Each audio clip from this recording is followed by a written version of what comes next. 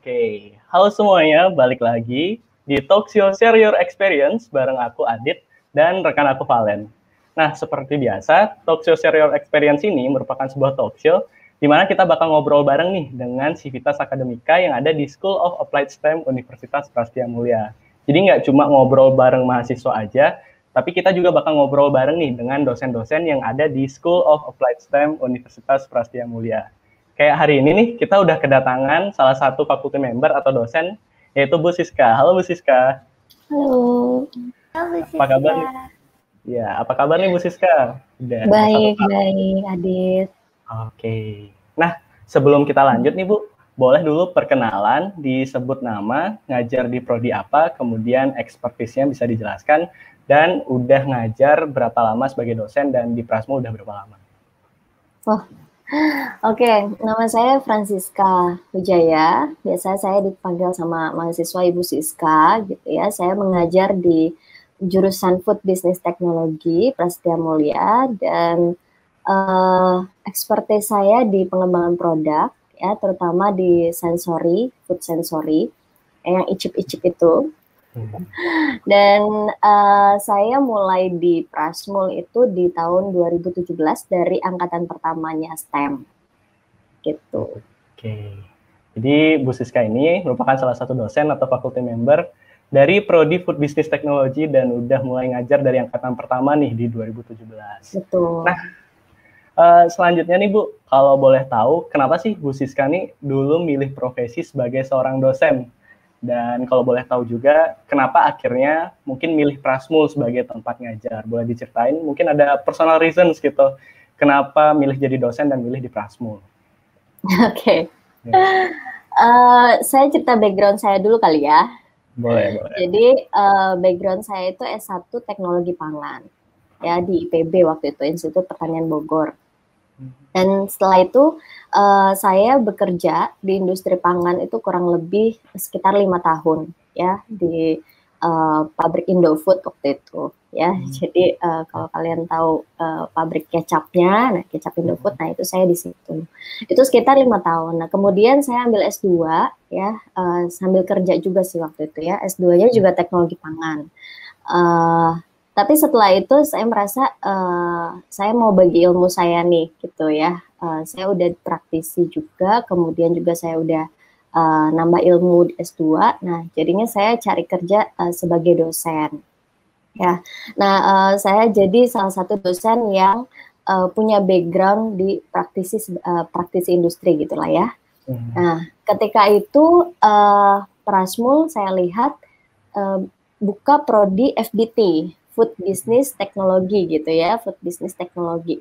Nah, yang menarik perhatian saya ketika itu adalah prodi Food Business Technology ini mendeskripsikan lulusannya tidak hanya unggul di bidang teknologi pangan gitu, tapi juga menerapkan prinsip-prinsip bisnis. Ya, selain itu juga di websitenya waktu itu saya lihat ya ada 3 fokus area yang ditonjolkan gitu. Ada inovasinya juga kepada smart healthy food gitu ya, lebih kepada smart healthy food, kemudian food safety, kemudian juga yang terakhir tuh food techno business.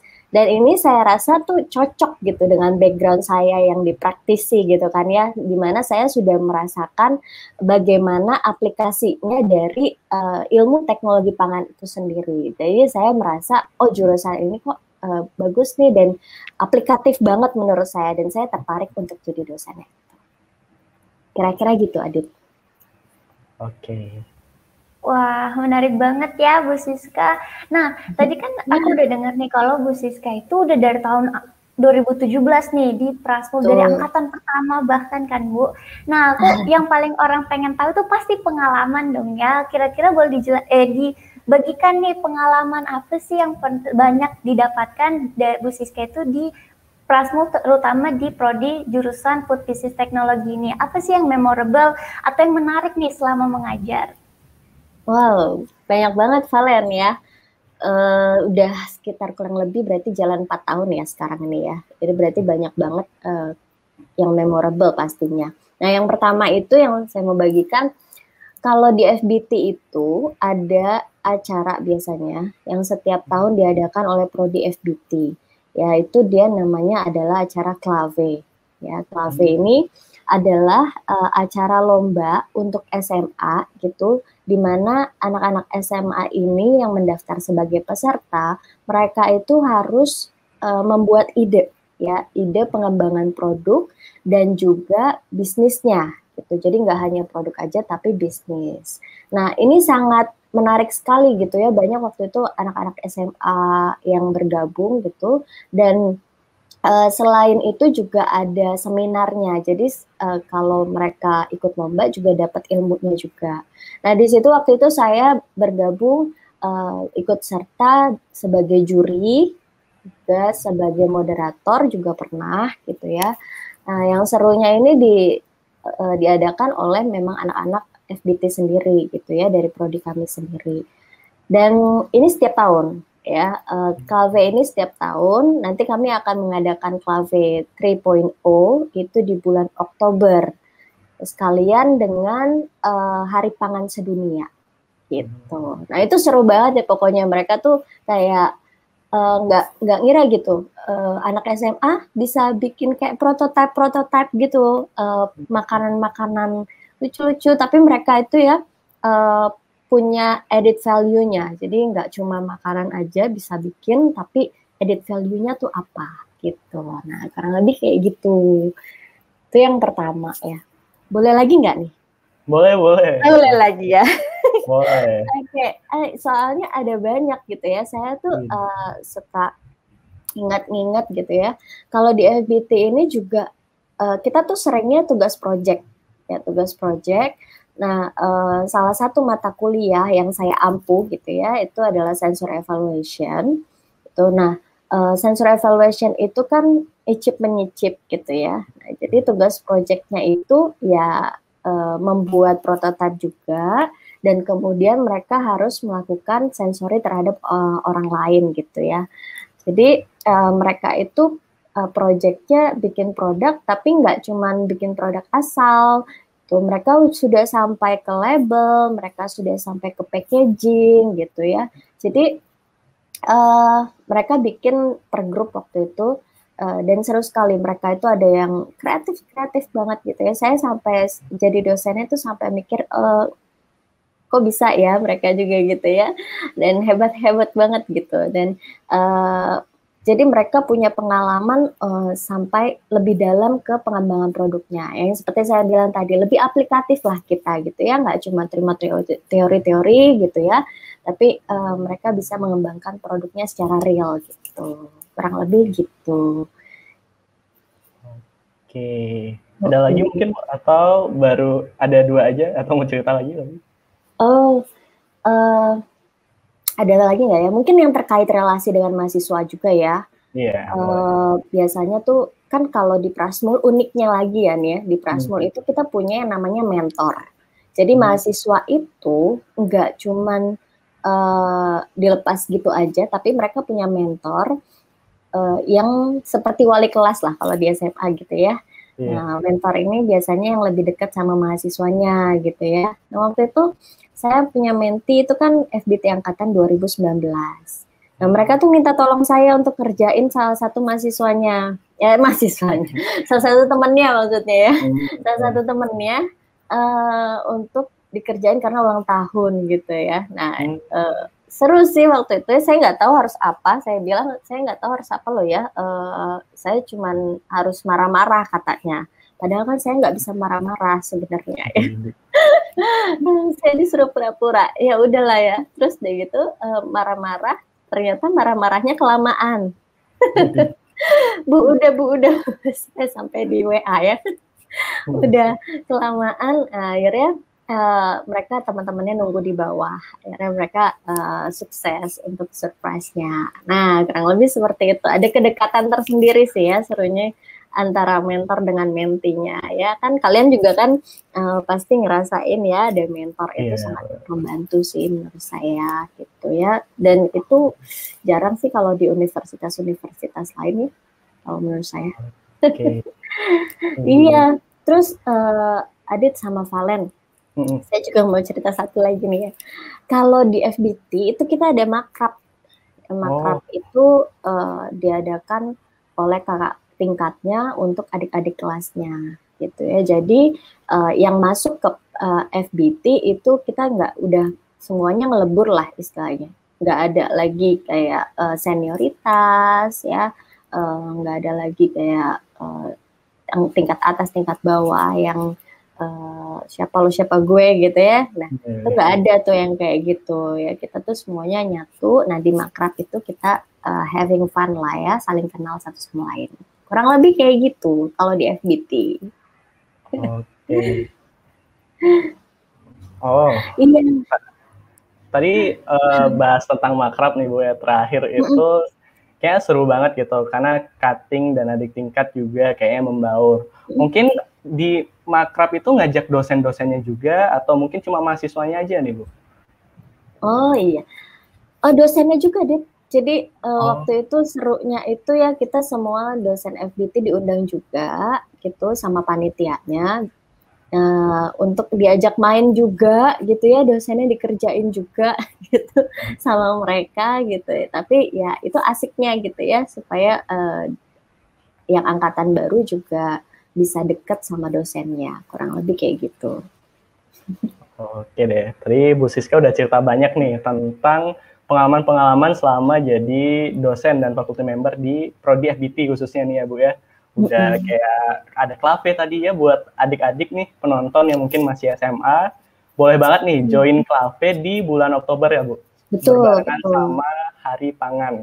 Itu boleh banget buat adik-adik SMA nih yang tertarik dengan dunia pangan atau mungkin pengen masuk food business technology, boleh banget tuh biar tahu lingkungan Prasmul dan FBT di Prasmul kayak gimana.